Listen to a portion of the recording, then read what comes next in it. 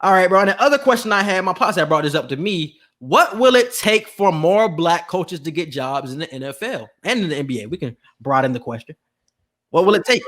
It would take because we seen them other what's the rule it's called? The Rooney rule. They got that one rule they will give you a third round pick if you develop somebody all the way through. That's some man. I seen them talking about that on I Am Athlete. I Am Athlete. I seen that. Yeah. And bro, Fred hit it right on the head.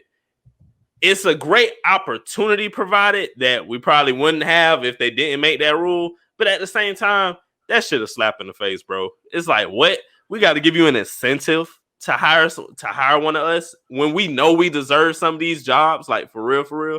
Like, and even if it's a job we get and we do terrible at it, y'all give yourselves jobs and be terrible at it. So why not give me the same type of opportunity? You know, it's just going to take the integrity of a lot of these high-end front office people to just be like, give black people a chance or give Hispanic, whatever other minority you are, give them a chance just off of the fact that their resume speaks for it. Not we got to give you a third round pick or whatever.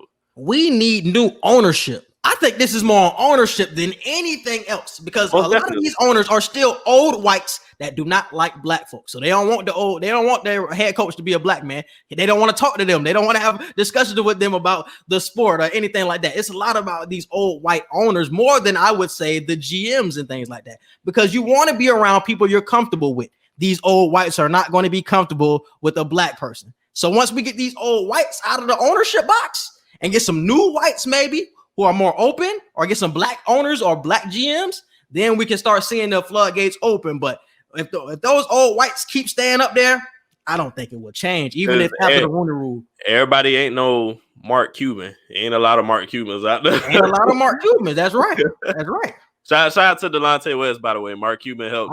Yes, definitely. I've seen that story. And really brought him up, got Delonte West feeling a lot better about himself, out of that deep depression, out of that homelessness. It's like I said, it's not a lot of Mark Cubans in the world.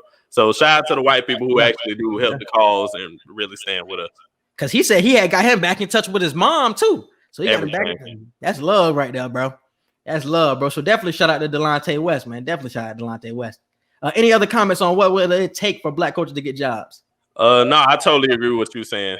Time for new ownership. These old whites, they just, if your mindset ain't where it need to be, you need to be out the office. And it just take the integrity of these front office people to just be like, hire the people who deserve the job without the incentive. Bro, because we're about to have, we had how many openings this year? 6, 7 head coaching openings. All of them filled up by white people. And the only person we're probably going to get in there is Eric Bieniemy, and that's it.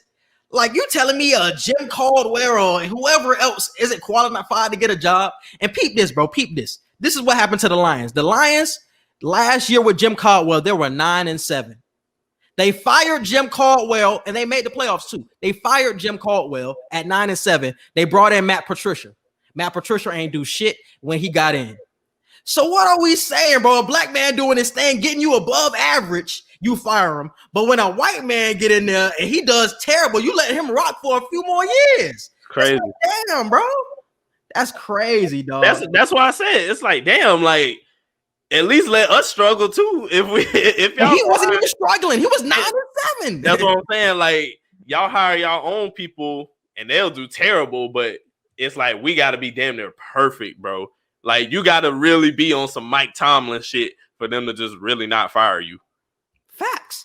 And Pittsburgh, the only reason I think they're so consistent with Mike Tomlin is that's their tradition at this point. There's not a lot of switch ups with their head coaches. They only had 3 head coaches in their entire history. I forgot the first head coach name. They had Bill Cowher, and then I had Mike Tomlin. They don't want to do a lot of switches with the head coach as well. But Mike Tomlin definitely been doing his thing though. Definitely shout out to Mike Tomlin. But man, it's way more candidates like a Mike Tomlin that people don't want to give a chance to, bro. Right. I totally agree. That's crazy, man. That's crazy.